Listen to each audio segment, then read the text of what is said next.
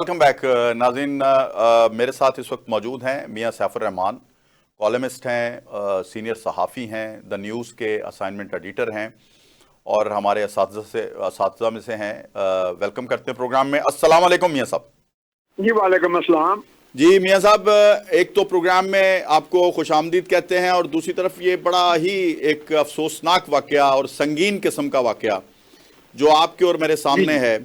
और इसका जो क्वेटा की जाफर एक्सप्रेस के साथ हुआ जी। और हम आए दिन देखते हैं कि वज़ीर आज़म की जो स्टेटमेंट कल आई है वो सिर्फ ये आई है कि जी दहशतगर्दी मुल्क में बढ़ती जा रही है। अब ये दहशतगर्दी ख़त्म करना ना तो आपका काम है ना मेरा काम है। ये जिसकी जिम्मेदारी है उसको इन एक्शन आना चाहिए और बल्कि हमें जो प्रेस कॉन्फ्रेंस मिलनी चाहिए थी वो ये आनी चाहिए थी कि हम ये कर रहे हैं और ये करेंगे इनके खिलाफ। जी अब बताएं जरा। नहीं ठीक है, मैं आपका कहना तो सही है, जिम्मेदारी भी तो बढ़ती जा रही है ना जी, दहशतगर्दी भी बढ़ती जा रही है, सिक्योरिटी फोर्सेस और हुकूमत वक्त पे भी इसका मैं समझता हूँ कि बहुत बड़ा बोझ है और उन पे दबाव है, क्योंकि वो इन जिम्मेदारियों से तो नबर्दा आजमा उन्होंने ही होना है और ये बात सही है।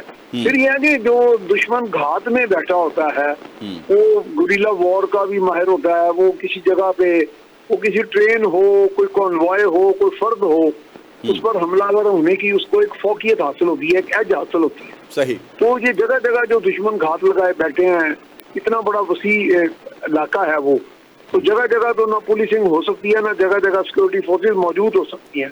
क्योंकि माजी में मुझे याद है जब जनरल मुशर्रफ साहब का दौर था तो मेरा उनके साथ कुछ और हमारे मीडिया के लोगों का इंटरेक्शन एक जगह हुआ, तब उन्होंने कहा जी ये हमलावर आते हैं आपकी चेक पोस्टों को, मिलिट्री पोस्ट को वो उड़ा देते हैं। तो उन्होंने कहा जी हमारे इतनी नफरी नहीं होती बाज़ बात, तो हमें चेक पोस्ट और दूसरी चेक पोस्ट के दरमियान फासले ज्यादा और नफरी कम होती, लेकिन फिर वो फासले कम किए गए, नफरी बढ़ाई गई।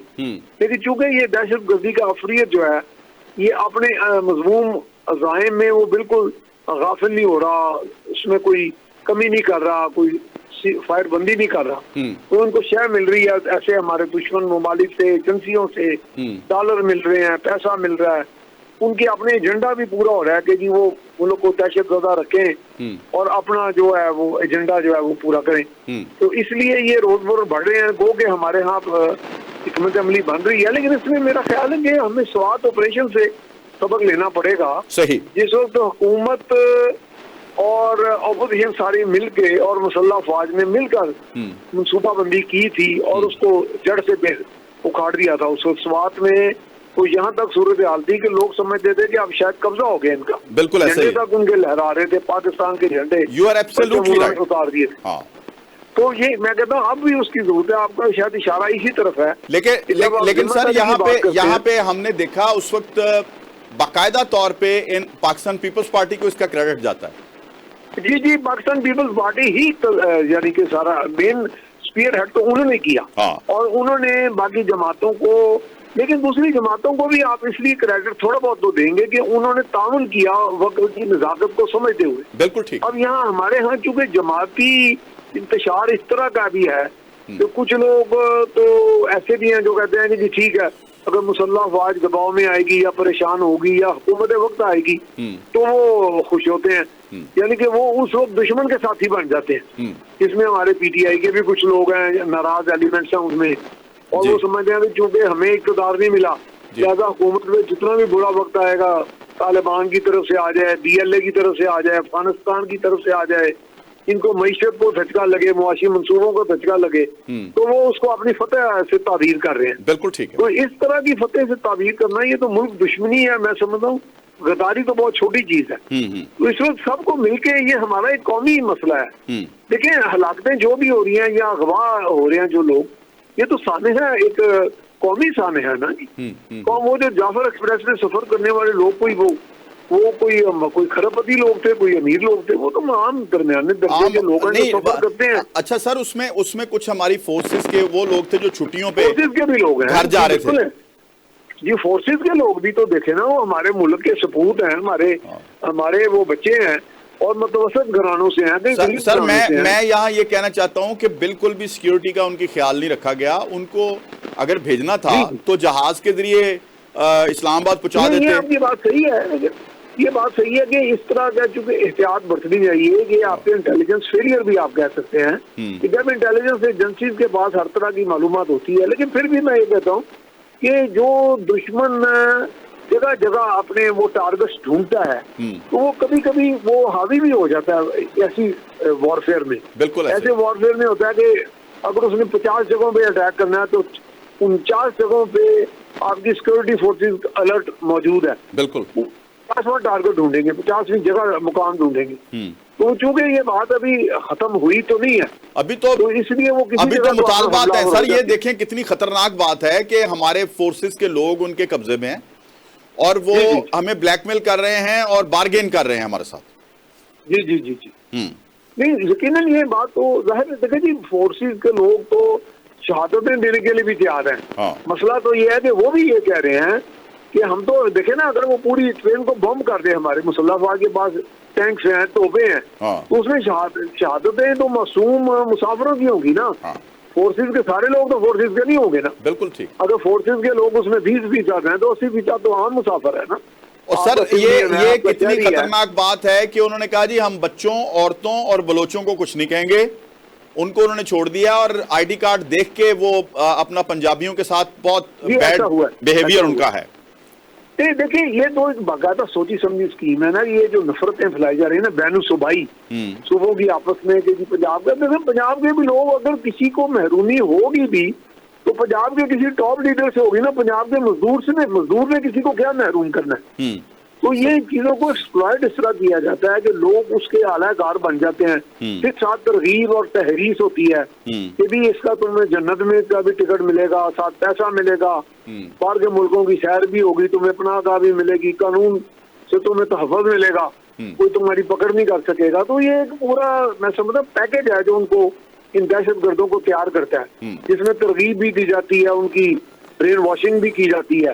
तो वो फिर इस तरह के कामों में राग़ब होते हैं जिसका नतीजा यही है कि मुसलमान को मुसलमान दबा रहा है, मुसलमान को मुसलमान मार रहा है, और पावरफुल मुसल्ला मुसलमान जो हैं वो इस तरह के हथकंडों से गरीब मुसलमानों का, अगर देखे ना बलोचों को छोड़ दिया तो पंजाबियों को मारते हैं, तो पंजाबी मुसलमान नहीं है। बिल्कुल ऐसे ही। और वो निहत्ते नहीं है ज्यादातर। अगर फौजी भी फर्क करो कहीं जा रहे हैं तो फौजी जो है वो तो सफर में जब अपने घरों में जा रहे हैं। अच्छा सर, ये वो भी निहत्ते ही होंगे ना उसमें। हाँ, ये कितनी खतरनाक बात है कि आपने पीटीआई के उस एलिमेंट का तज़किरा तो कर दिया, लेकिन मैं नाराज किसी शख्स का तज़किरा नहीं कर रहा। एक ऐसा शख्स जो कि पंजाब से ताल्लुक़ रखता है, सेक्रेटरी जनरल है, सलमान अकरम राजा। मैंने उसकी एक वीडियो देखी है। उन्होंने उनका फरमान ये है, यानी उनका फरमान भी अपने बानी पीटीआई जैसा ही है। उन्होंने फरमाया है जनाब सलमान अकरम राजा साहब ने, किबला सलमान अकरम राजा साहब ने, कि हम बीएलए के पास जाएंगे भी, बीएलए को बुलाएंगे भी। और मुझे आप देखें हैरान कुन हद तक ये एक एलिमेंट है। आप तो नाराज एलिमेंट की बात कर रहे थे ना, ये तो बड़ा खुद कफील शख्स है जिसको पाकिस्तान ने बहुत कुछ दिया है। हाँ हाँ जी नहीं, देखिए भाई, बीएलए इस वक्त तो एक दहशतगर्द तंजीम के तौर पे अब उसकी कार्रवाइयां तो किसी से ढकी छुपी नहीं है। हाँ जी। अब ये लोग हैं कि इनको आहनी हाथ से निपटना पूरा कौमी फरीज है हमारा। बिल्कुल। मैं तो समझता हूँ कि लोग जो उनको डायरेक्ट एलिमिनेट नहीं कर सकते, वो अपनी जुबान से तो कम हुकूमत को या अदारों को सपोर्ट करें कि जी आप आगे बढ़े, हमारी सपोर्ट आपके साथ है, ताकि मुल्क, कौम, सिविल अदारे, बड़े अदारे, छोटे फौज और हमारे अस्करी अदारे और हमारी सियासी अदारे जो हैं सब मिलके एक जामे पॉलिसी बनाएं और उस पर यकजा होके, यकसू होके ये एक्शन लें। क्योंकि दहशतगर्द जो साबित शुदा दहशतगर्द है, नाकाबिल इस्लाह है, उनको अब उनसे कोई रूल रायत नहीं करनी चाहिए। बिल्कुल ठीक है। अच्छा सर, यहाँ पे एक और जो नाम नेहाद लीडर हैं, मैं अचक ज़ई साहब की बड़ी तारीफ किया करता था।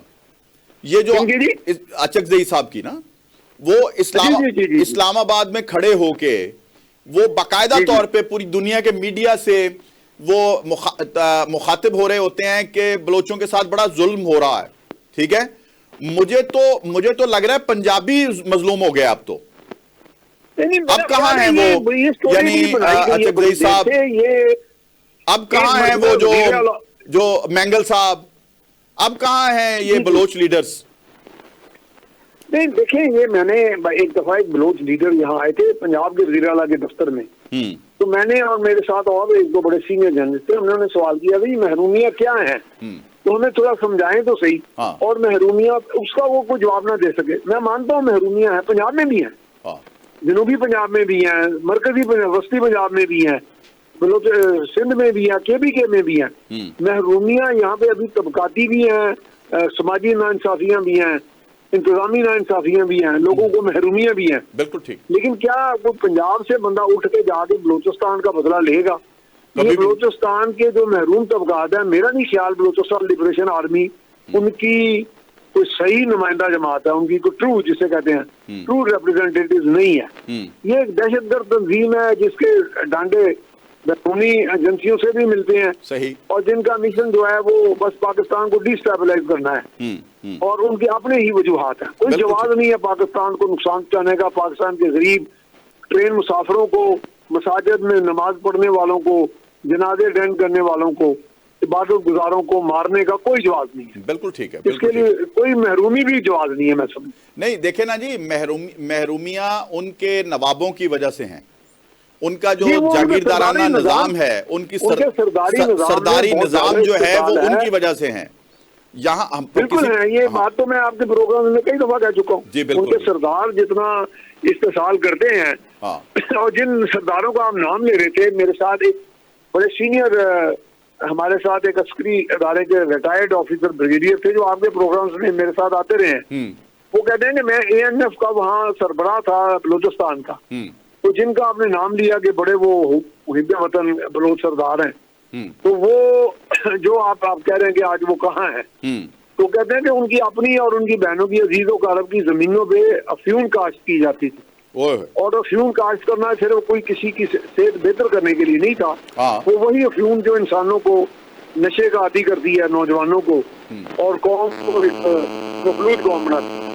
अच्छा, अब आप हमारी रियासत पाकिस्तान को क्या कहना चाहेंगे? क्योंकि you are the senior journalist, आप दहशतगर्दी के मामलात को बड़ा समझते हैं, आपने बड़ा रिपोर्ट किया है, आपने असाइनमेंट्स इसमें बहुत सी की हैं, आपने बहुत लोगों को एक्सपोज भी किया है, तो अब क्या राय है आपकी? आप क्या तजवीज करेंगे कि क्या करना चाहिए अभी फौरी जो है? तो रियासत पाकिस्तान को यही पैगाम दूंगा कि वो हिम्मत हौसले से ये जो दुश्मन है इनको आइडेंटिफाई करते जाएं और अपनी इंटेलिजेंस बेस्ड ऑपरेशंस को बढ़ाएं और प्रीएम्प्ट करें इसकी स्ट्राइक्स को, बजाय कि हम इंतजार करें कि ये लोग आके हमें हमलावरों और हमारे मासूमों को मारें या दबाव में रखें। तो एक तो ये है, दूसरा यही है कि जहां पे भी कौमी धारे में सब लोग मौजूद है उनको लाया जाए दोबारा, और उनसे कहा जाए कि जी एक इस तरह का स्वात ऑपरेशन के वक्त एक जामे और कौमी प्लान बना था, उस तरह का प्लान बनाया जाए, ताकि ये है कि इसमें अब दरार ना रहे, हमारे किसी सोच में इंतशार ना रहे, तकसीम ना हो, और हम यकसू हो गए इन दहशतगर्दों का जो है ना जड़ से इनको उखाड़ देंगे। बहुत बहुत शुक्रिया, बहुत बहुत शुक्रिया जनाब मियां सैफुर रहमान साहब। नाज़रीन, आपने देखा आज के प्रोग्राम में हमने अपने मेहमानान गिरामी से ये जो अफसोसनाक वाक़या है, जो मैं तो इसको एक संगीन किस्म का संगीन दहशतगर्दी कहूँगा जो पाकिस्तान के साथ हुई है, मज़म्मत के साथ साथ उन्होंने कुछ सजेशंस भी दी हैं, और यकीनन हमारी जो वहाँ अभी तक महसूर हैं या जो वहाँ से ज़ख्मी हालत में आए हैं, हमारी पाकिस्तानियों की कौम की हमदर्दियाँ उनके साथ हैं, और खुदारा अपने दुश्मनों को पहचाने। बस यही रियासत पाकिस्तान के लिए एक पैगाम है और कौम के लिए भी एक पैगाम है। आज तक के प्रोग्राम के लिए मुझे और मेरी टीम को इजाज़त दीजिए। आपसे आइंदा प्रोग्राम में मुलाकात होगी। अल्लाह हाफिज़। पाकिस्तान जिंदाबाद।